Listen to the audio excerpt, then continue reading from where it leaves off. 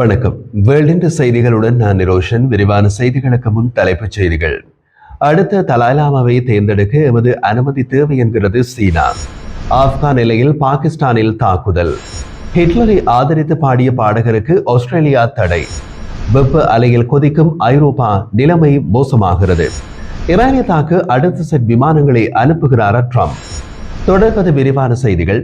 அடுத்த தலாய்லாமாவை தேர்வு செய்வதற்கும் அங்கீகரிப்பதற்குமான பொறுப்பு கார்டன் போட்ராங் அறக்கட்டளை உறுப்பினர்களே சாரும் என தலாய்லாமா அறிக்கை வெளியிட்ட நிலையில், அடுத்த தலாய்லாமாவை தேர்வு செய்யும் நடைமுறையில் தங்களது ஒப்புதலை பெறுவது முக்கியம் என்று சீன அரசு தெரிவித்துள்ளது. இது குறித்து பெய்ஜிங்கில் பேசிய சீன வெளியுறவு அமைச்சின் செய்தி தொடர்பாளர் மாவோனிங், தலாய்லாமா உட்பட பௌத்த தலைவர்களை தேர்ந்தெடுக்கும் நடைமுறைகளுக்கு சீன அரசின் ஒப்புதலும் அங்கீகாரமும் அவசியம். 18ஆம் நூற்றாண்டின் கிங் வம்ச பேரரசலால் அறிமுகப்படுத்தப்பட்ட தலாய்லாமா தேர்வு முறை பின்பற்றப்பட வேண்டும். திபெத்திய ஆன்மீக தலைவர்களை தேர்ந்தெடுப்பதற்கான விதிகள் நடைமுறையில் உள்ளன. சுதந்திரமான மத நம்பிக்கை கொள்கையில் சீன அரசு கடைபிடிக்கிறது.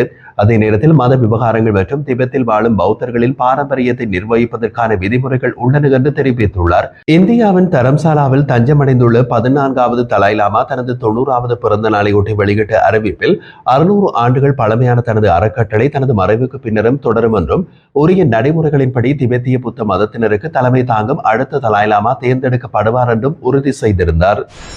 பாகிஸ்தானின் கைபர் பக்துன்வா மாகாணத்தில் நடைபெற்ற வெடிகுண்டு தாக்குதலில் அரசு அதிகாரிகள் 4 பேர் கொல்லப்பட்டனர். ஆப்கானிஸ்தான் எல்லையில் இந்த தாக்குதல் நடந்துள்ளது. கைபர் பக்துன்வா மாகாணத்தின் நவாகை தாலுகாவின் துணை ஆணையரின் வாகனத்தின் மீது வெடிகுண்டு தாக்குதல் நடத்தப்பட்டுள்ளது. இந்த தாக்குதலில் துணை ஆணையர் ஃபைசல் சுல்தான், காவல் உதவி ஆய்வாளர் நூர் ஹக்கீம், தாசில்தார் வாஹில் கான் மற்றும் காவல்துறை அதிகாரி ரஷீத் ஆகியோர் கொல்லப்பட்டதாகவும் 11 பேர் படுகாயமடைந்ததாகவும் தெரிவிக்கப்பட்டுள்ளது. இதனைத் தொடர்ந்து அந்த பகுதி முழுவதும் பாதுகாப்பு படையினர் குவிக்கப்பட்டு தீவிர விசாரணைகள் மேற்கொள்ளப்பட்டு வருகிறது. ஆப்கானிஸ்தானில் தாலிபான்களின் ஆட்சி அமைந்தது முதல் பாகிஸ்தானில் நடைபெறும் தீவிரவாத தாக்குதல்கள் அதிகரித்துள்ளமை குறிப்பிடத்தக்கது. அமெரிக்காவை சேர்ந்த ராப் இசைக்கலைஞர் கன்யா வெஸ்ட் ஆஸ்திரேலியாவில் நுழைவதற்கு தடை விதிக்கப்பட்டுள்ளது. அமெரிக்க ராப் இசைக்கலைஞரான கன்யா வெஸ்ட் சமீபத்தில் அடோல்ஃப் ஹிட்லரை ஆதரித்து ஹெயில் ஹிட்லர் என்ற பாடலை வெளியிட்டார். இந்த பாடலில் யூத மக்கள் மீது வெறுப்பை பரப்புவது போலவும் ஹிட்லருக்கு ஆதரவாகவும் பாடல் வரிகள் இடம்பெற்றுள்ளதால் பல்வேறு சர்ச்சைகள் கிளம்பின. சர்ச்சைகள் காரணமாக பல்வேறு ஸ்ட்ரீமிங் தளங்களில் இந்த பாடல் தடை செய்யப்பட்டது.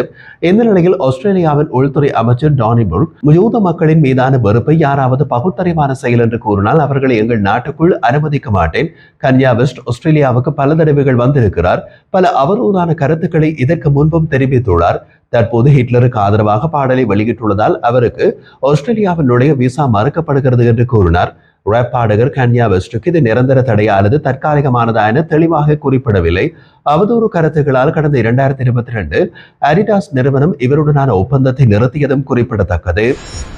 ஐரோப்பிய நாடுகளில் வெப்ப அலை வரும் நாட்களில் கடுமையாகும் என்று எச்சரிக்கை வெளியாகியுள்ளது.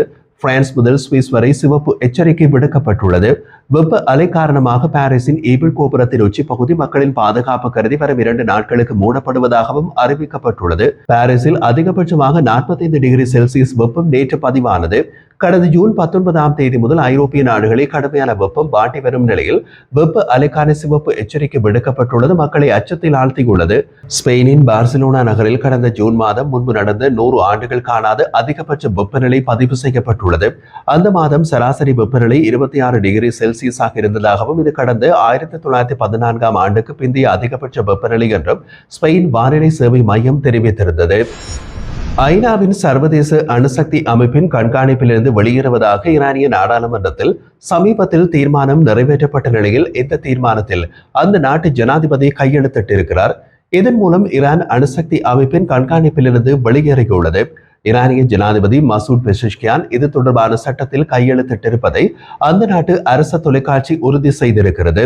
கடந்த ஜூன் 13ஆம் தேதியன்று இஸ்ரேல் ஈரானின் அணு ஆய்வு மையங்கள் மீது தாக்குதல் நடத்தியது. இதனைத் தொடர்ந்து அமெரிக்காவும் தாக்குதல் நடத்தியது.